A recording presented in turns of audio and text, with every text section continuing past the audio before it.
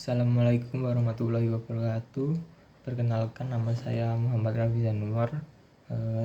Kali ini saya akan mempresentasikan artikel yang sudah saya baca yang berjudul Metode Gamification pada Pemrograman Dasar Teknik Komputer dan Informatika di Sekolah Menengah Kejuruan.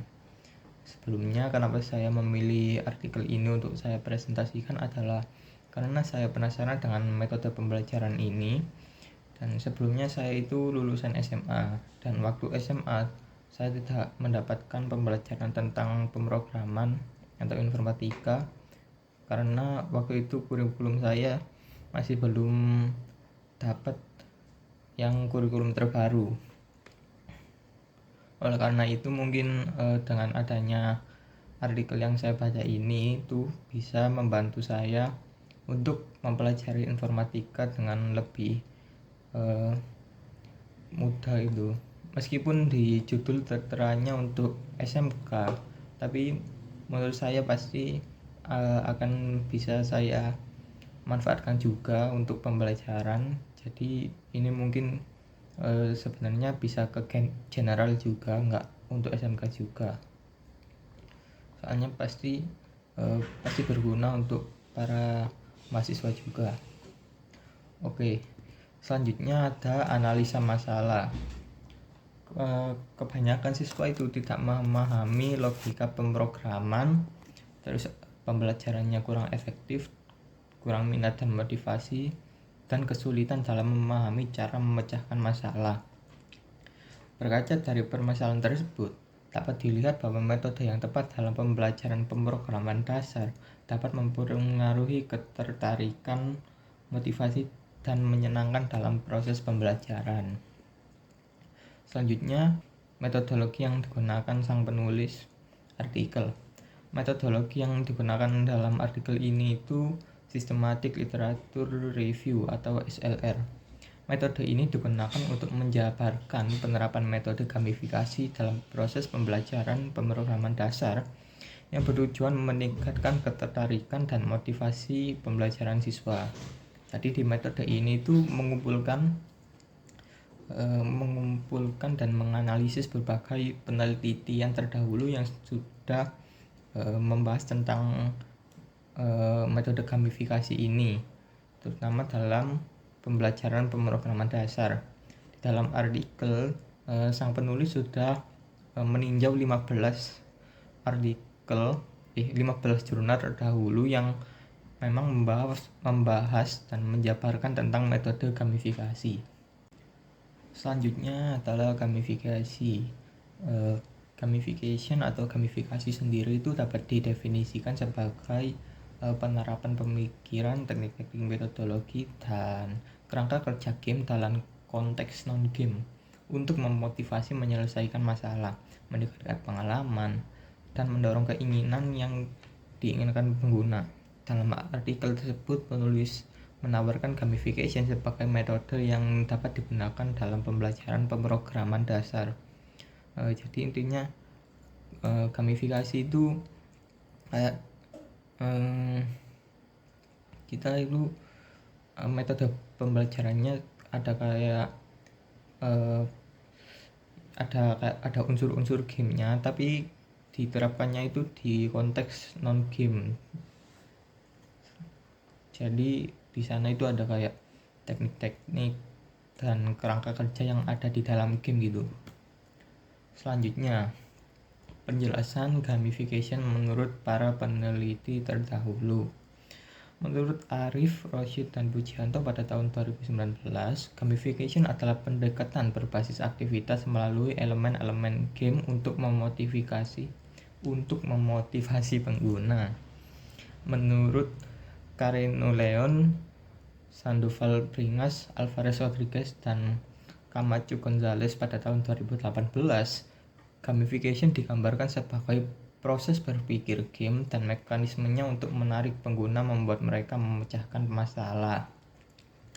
Nah, hasil penelitian pada jurnal terdahulu menggunakan metode Systematic Literature Review atau SLR mendapatkan hasil bahwa Penerapan metode gamification dalam proses pembelajaran pemrograman dasar dapat meningkatkan ketertarikan dan motivasi siswa. Dalam pembelajaran pemrograman dasar, metode gamification dalam pembelajaran dapat diimplementasikan dengan media konvensional atau menggunakan media elektronik e-learning. Implementasi gamification dengan dua cara tersebut memiliki kelebihan dan kekurangan masing-masing, maka diperlukannya penelitian pada jurnal-jurnal terdahulu agar dapat diketahui cara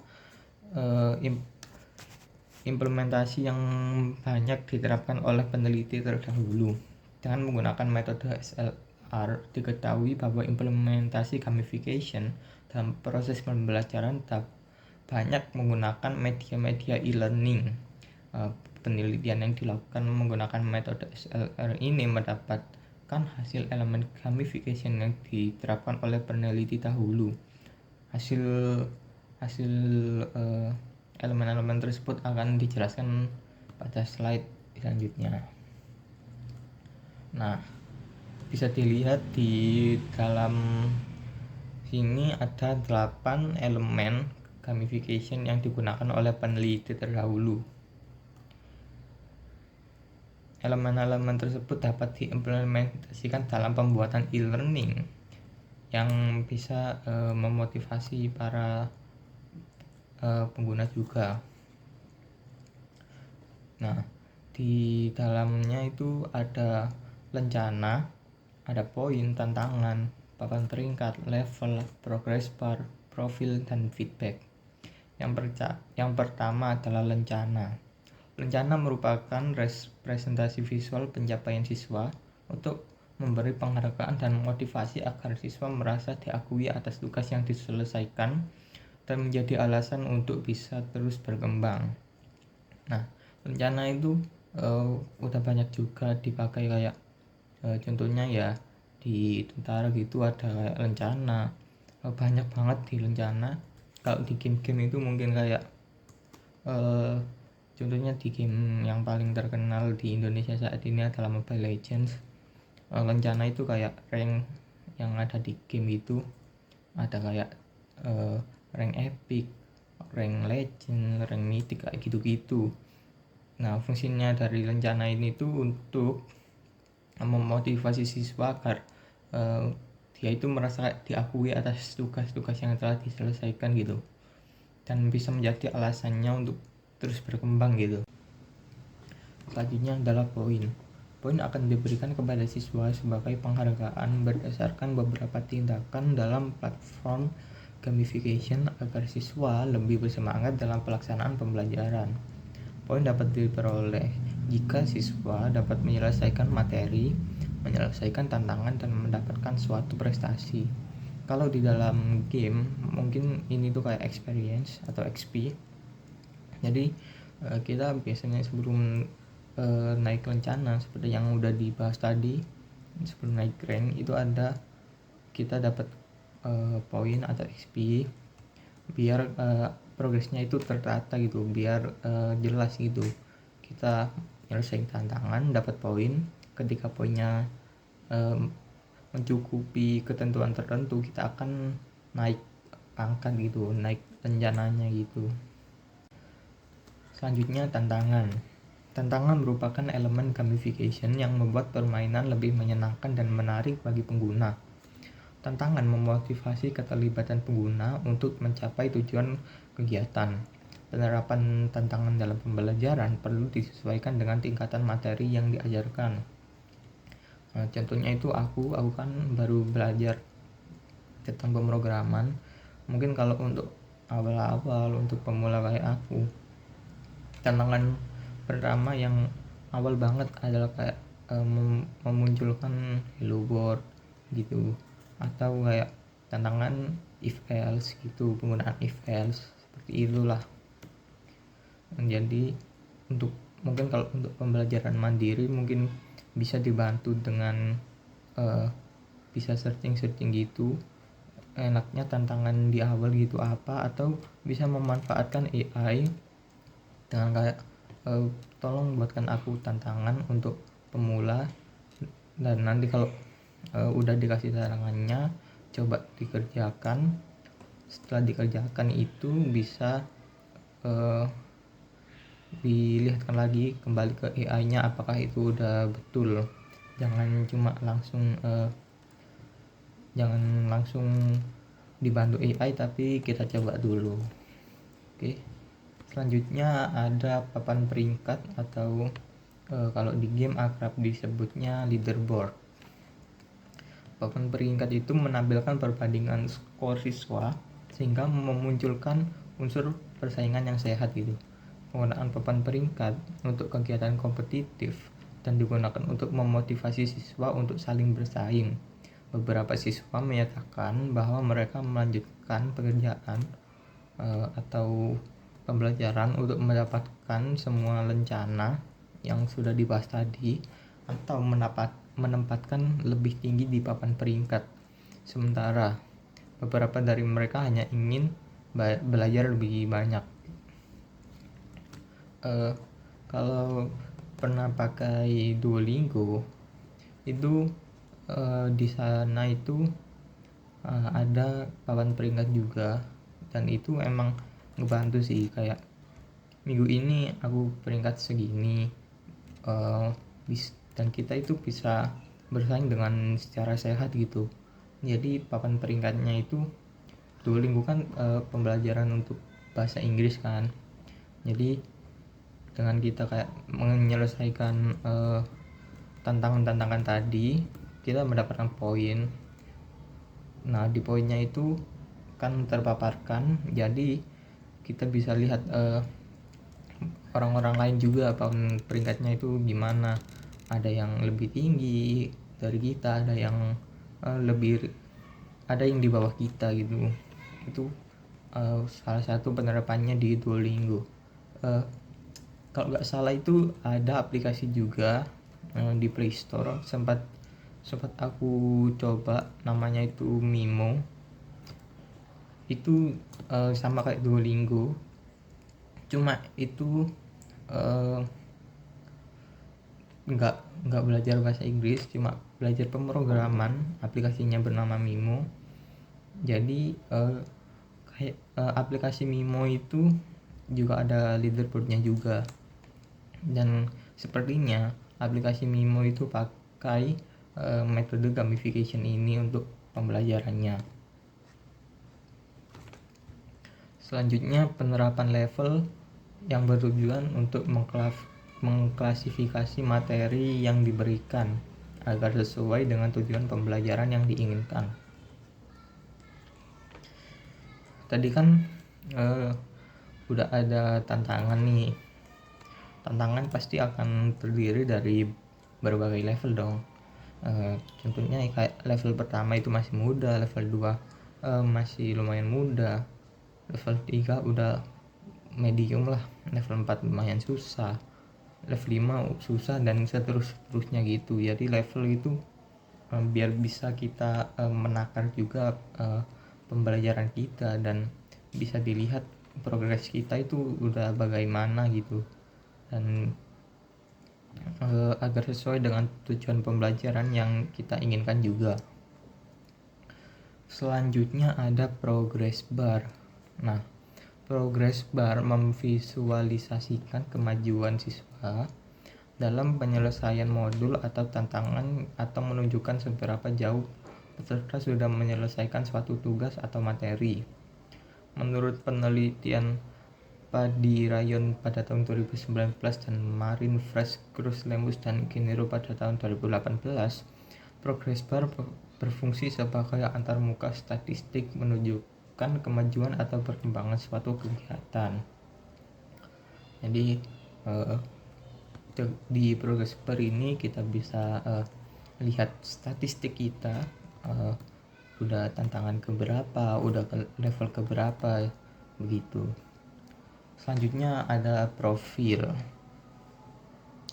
Profil merupakan informasi utama pengguna seperti nama, avatar, poin, rencana, ringkasan kemajuan, dan pencapaian pengguna.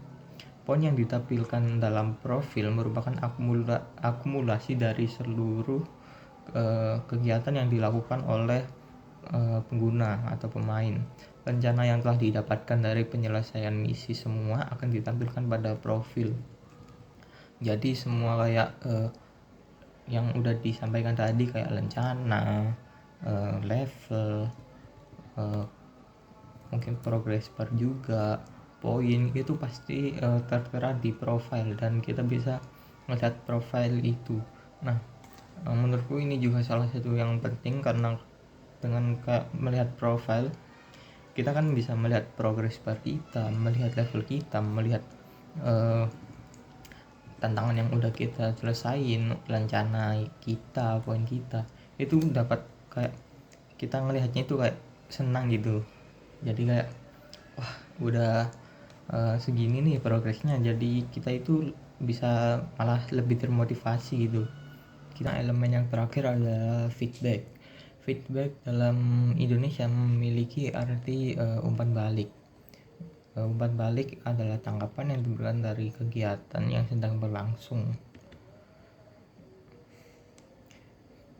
Menurut penelitian yang dilakukan Asmi Lahad dan Ahmad pada tahun 2016 di e-learning berbasis model, penerapan umpan balik memiliki dua kategori, yaitu umpan balik langsung yang diberikan ketika siswa menyelesaikan salah satu tantangan, sehingga umpan balik yang didapatkan dapat digunakan sebagai evaluasi kekurangan yang ada dalam dirinya dalam proses pembelajaran. Yang kedua ada umpan balik motivasi, yang merupakan pemberian rencana jika semua tantangan telah diselesaikan, yang dimana feedback atau umpan balik ini itu emang diperlukan gitu agar bisa menjadi evaluasi untuk diri kita. Oke, selanjutnya kontribusi. Kontribusi penulis pada artikel adalah sang penulis memetakan berbagai macam metode gamifikasi yang efektif yang didapatkan dengan cara menggunakan metode SLR yang diambil dari 15 jurnal yang berbeda, 15 jurnal terdahulu yang berbeda, dengan memaparkan berbagai macam elemen yang dianggap efektif. Selanjutnya ada kesimpulan. Penerapan metode gamifikasi dapat membuat pembelajaran menjadi lebih menarik dan bisa meningkatkan motivasi belajar. Khususnya untuk aku sendiri ya, dalam kasus pembelajaran dan pemrograman ini, hal ini bisa menjadi sangat berguna karena dengan adanya metode ini kita bisa terus belajar dengan adanya variasi elemen-elemen yang ada yang tadi yang sudah dijelaskan dengan metode gamifikasi, sehingga tidak mengalami kejenuhan karena metode elemen-elemen tadi kan banyak, jadi kita itu ada kayak motivasi untuk terus belajarnya gitu, ada kayak tujuannya gitulah, jadi bisa nggak jenuh, jadi bisa untuk membantu gitu. Lalu selanjutnya keterkaitan dengan sistem dan teknologi informasi. Penelitian ini berkaitan dengan sistem dan teknologi informasi karena penerapannya dilakukan melalui platform e-learning yang memanfaatkan teknologi informasi untuk mengelola data. Tadi kan udah disampaikan kalau salah satu pembelajaran yang efektif itu menggunakan e-learning, yang dimana itu ada keterkaitannya dengan sistem dan teknologi informasi, dan ini tuh ini tuh dimanfaatkan untuk mengelola data, memantau progres belajar, serta memberikan umpan balik digital kepada siswa atau mahasiswa itu. Hal ini menunjukkan bagaimana teknologi dapat digunakan untuk menciptakan sistem pembelajaran yang lebih adaptif dan inovatif karena elemen-elemen tadi yang ada gitu. Sekian presentasi dari saya mengenai artikel tentang metode gamification pada pemrograman dasar teknik komputer dan informatika di sekolah menengah kejuruan. Kurang lebihnya mohon maaf apabila ada salah kata juga. Sekian, terima kasih.